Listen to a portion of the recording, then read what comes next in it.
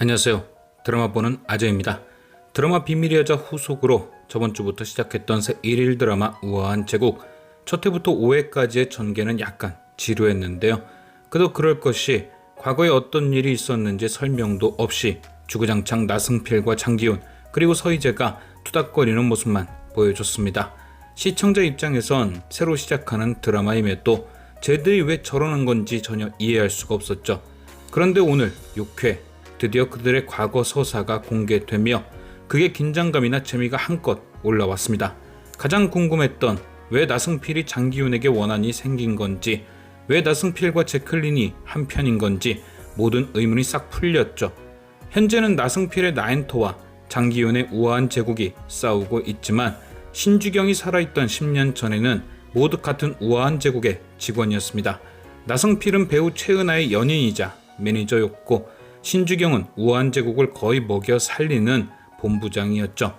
그런데 어느 날 나승필의 연인이자 우아한 제국의 배우였던 최은하가 스스로 삶을 내려놓습니다. 이유는 장기훈의 아이를 가진 채 버림을 받았던 것이고 하물며 그런 장기훈으로 하여금 정치인들의 접대까지 했던 이유였죠. 이후 그래도 끝까지 최은하를 지키려 했던 나승필은 최은하로부터 전해받은 증거 영상을 가지고 장기훈을 찾아갑니다. 그리고는 이 모든 걸 언론에 공개하겠다고 했죠.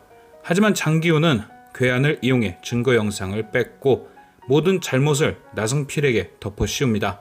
그가 회사 돈을 횡령했고 그걸 들키자 거짓 주장으로 자신을 협박한다고 말이죠.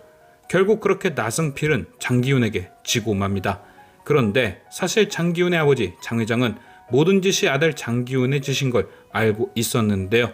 사실이 드러나면 우아한 제국에 큰 피해가 오니 그도 어쩔 수 없이 나승필을 희생양으로 쓴 것이죠. 하지만 장 회장은 아들 장기훈에게 이번 일을 눈감아주는 대신 한 가지 조건을 답니다. 바로 우아한 제국의 본부장 신주경과 결혼을 하라는 것. 비록 신주경이 보육원 출신의 고아였지만 능력 많은 출중했기에 회사를 위해 며느리로 받아들인 거죠. 그런데 그렇게 딸인 수아까지 낳고 잘 지내던 그들 앞에 나승필이 다시 나타났습니다. 아니 정확히 말하면 나승필이 아닌 최은하의 동생 최민아가 나타난 거죠. 바로 제클린 말입니다. 나승필은 그렇게 장기훈에 의해 누명을 쓴 뒤 은하의 복수를 위해 동생인 민아를 데려온 것이었습니다. 그리고 제클린은 그렇게 나승필과 짜고 장기훈의 아내가 된 거죠. 그 과정에서 신주경이 희생당한 것 같고요. 아마도 장기훈의 모친 홍예림이 고아인 신주경을 격하게 싫어했던 바 부자인 제클린을 새 며느리로 얻기 위해 어떤 꼼수를 부렸을 가능성도 존재합니다. 이게 지금 이들이 서로 지지고 볶고하는 이유인 거죠.